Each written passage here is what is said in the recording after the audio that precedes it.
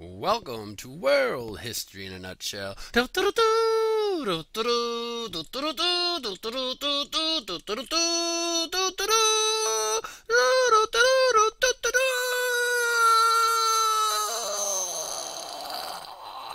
overview of the major time periods in world history.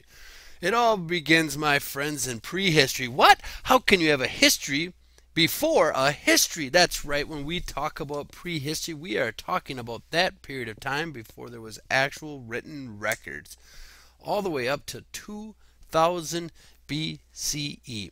Now, a couple of things. We will refer to history in BCE, or what sometimes is called BC, and CE, which is sometimes referred to as AD.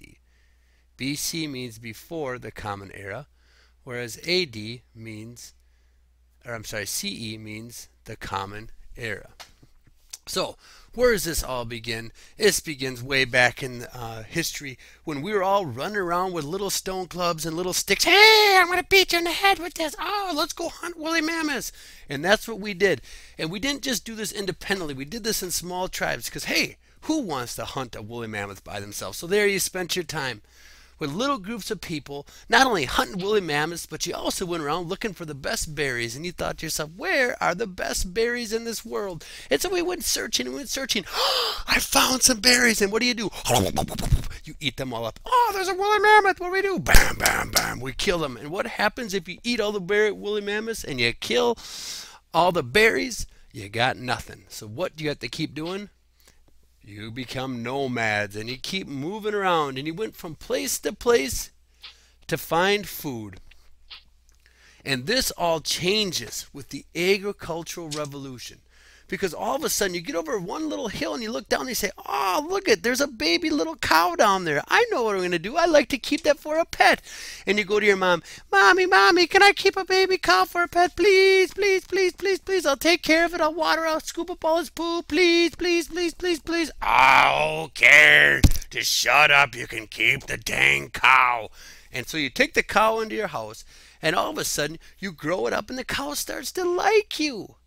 And then you get another little baby cow and it grows up and those two little baby cows become big cows and those big cows become become friends and they create a little baby cow. And before you know it, you have all these cows who like you. You have just learned how to tame animals. So no longer you have to go hunting all around for your cows, but they're right there at your house. And also, in that little valley, you realize, hey, there's this little thing called weed stalks. And all of a sudden you go over and you hit one house and all these little things fall down. You're like, oh, I wonder what these are. I'll take them back to my house. And you don't want your parents to see your pockets full of these little wheat things. So what do? You dig a hole and you bury them in. And then all of a sudden, before you know it, in your bedroom, there's a stalk of wheat growing. You got an idea. No longer do I have to travel around looking for berries. Instead, I will just take the seeds from those berries and plant them. And then you have it, my friends. The agricultural revolution. What effect do you think the agricultural revolution will have on the course of history? Ponder up.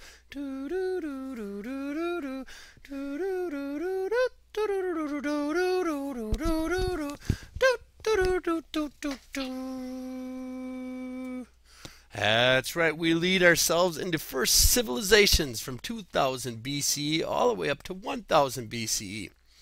Cities begin to develop because all of a sudden you tame some animals, you tame some fruits, vegetables, food, and all of a sudden, little buddy comes over the hill and looks like, oh, look at Ugg.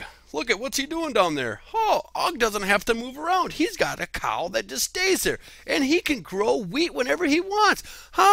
This is cool. Hey, party over at Ugg's house. So all the other people start coming from all over the place and they start developing in this area. They're like, hey, I don't have to move around anymore. This is great.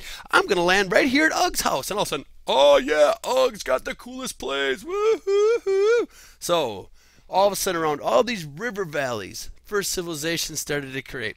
Why? Oh, that's the history sound. We have the pondering sound.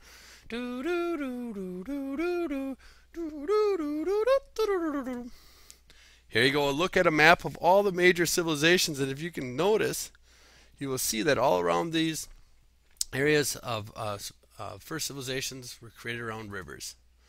What features have to be present in order to have a civilization?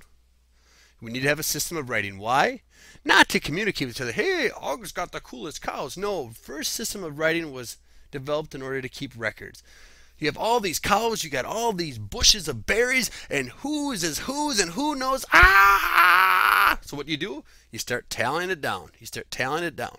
Hey, Ug's got 5,000 heads of cow, and Grunt's got 5 million cows, and blah. And we write those down, so a system of writing develops. We also need a system of government because all of a sudden fighting is going to start to occur. Hey, you're milking my cow. That's not your cow. That's my cow. No, that's not my cow. That's your cow. Whose cow is that anyway? Whose cow is that? Blah, blah, blah. And then all of a sudden comes in the cow police.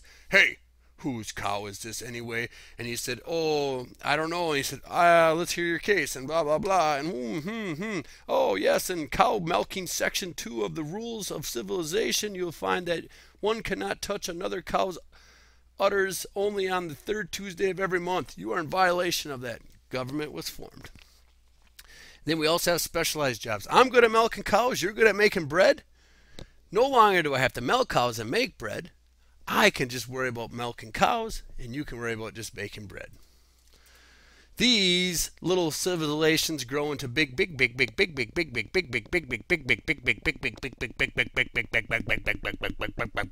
cities called empires. We've got the Greeks developing throughout the modern Middle East. The Romans come in around 100 CE. They take over the Mediterranean and much of Western Europe. And we have the Aztecs coming in, and they are going to find themselves in Central America.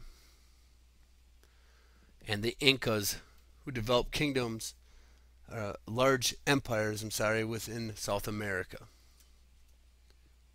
These empires start to grow, and they grow so big that they become hard to manage.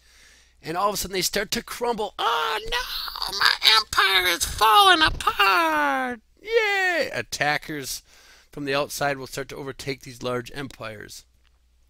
These small, in their place, these large empires come small kingdoms. Hey, I want to be a king, but how do I rule all these little small kingdoms? So what happens is a system of feudalism emerges. This is a political system in which the king owns all the land. So here comes this king. This is all my land, but I cannot farm it all, nor can I protect it all. What should I do? And here comes a little peon coming around. Hey, I need land. I need land, but I have none. But I can kill people and I can farm. Hey, why don't you take care of my land? And why don't you protect my land, and I will give you the land. Sounds like a great idea. Woo-hoo! We get ourselves a series of knights that start to develop, whose sole purpose is to protect the land. Christianity at this time becomes a powerful force. And this puts an end to all the scientific thoughts and all the other ideas that were coming. Christianity becomes the vital part. And as that Christianity, the major book at this time becomes the Bible. And the Bible is dispensed only by handwritten monks. And at this time, there was not an extensive way to publish a whole bunch of ideas. You had to handwrite everything. This becomes a problem throughout history. But all of a sudden, the Renaissance starts to occur. And in the Renaissance, there's new scientific ideas and inventions. And here, my friend, is the big one, the printing press. Invented by Johann Gutenberg, probably the most important invention of all time, because it'll help to bring about other ideas. Because now, not only is information controlled by the church, but it's controlled by the common person. And not only is there a limited amount of information, but the printing press, boom, boom, boom, boom, boom, boom, boom, boom, boom, boom, boom, boom, boom, boom, information's going all over. That was the sound of a printing press going off. And so from these ideas come the thoughts of how to make inventions such as the gun, the compass. We change from a system of barter, where I say, hey, I got a cow, I got a monkey, let's change my cow for your monkey. Okay, good idea. To a system of money where you say, I got a cow and I have no monkey, but I got $5. You know, oh, I'll buy that for $5. European exploration occurs because if you got a gun, you got a compass, not only do you know where you're going, but you can kill people in the process. Europeans start to take over and explore different types of areas. Predict how the Renaissance will affect history. Many thought,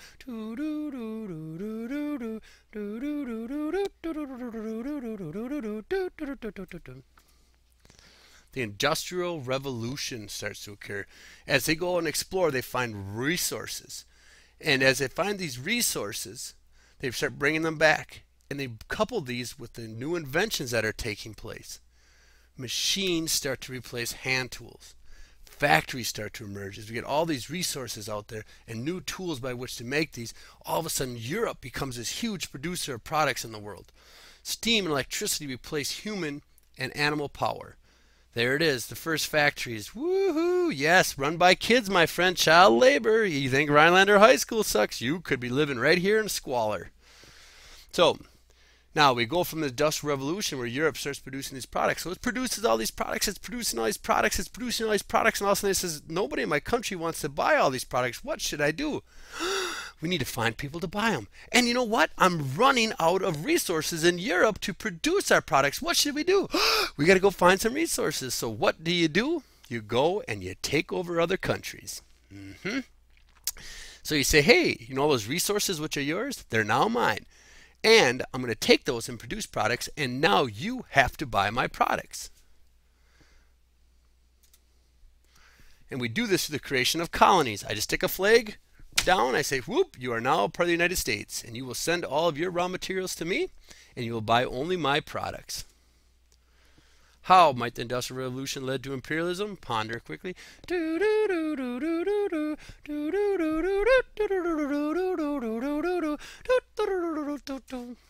World wars. And so if I put my flag in place and you put your flag in the same place, and I say, hey, what are you doing with your flag and my flag? And you see, my flag's not, my flag was there first. My flag was there. No, it wasn't. No, it wasn't. Oh, no. And all of a sudden there's people saying, I don't want to be my flag on my land. Ah! World War I happens. Because of these two powers coming together, all these world powers fighting over their lands and trying to create colonies. World War II, along the similar type of area. We have machine guns. Warfare starts to become mechanized. And then, when the world wars die down, boom, who's left? So Europe is destroyed. Who comes out of this? USA. USA. Wait a minute, we're not the only superpower left. Oh, there's somebody else left. Russia. The only two powers left really in the world after World War II become Russia and the United States. And this starts a period which is called the Cold War. It's called the Cold War because it was cold in our actions. A hot war is when there's actual fighting, right? If a bomb is dropped on top of you, it's pretty hot by that explosion. But in a Cold War, we don't use bombs to directly kill each other. We said we do this through a war of words, a war of tension. We build these up. And what really, really brings us to a hostile area time point is that this is when nuclear weapons start to be built up by both sides. And for the first time in the world's history, we have the ability to blow up the whole world. So the question becomes this. You've gone from prehistory, walking around little stone clubs, to having the ability to wipe out the whole entire earth. What will your future entail? Ponder up these questions, if you will, my friends. Thank you for our journey upon our learning. And remember, a flute with no holes is not a flute. And a donut with no hole is a Danish. Thank you very much.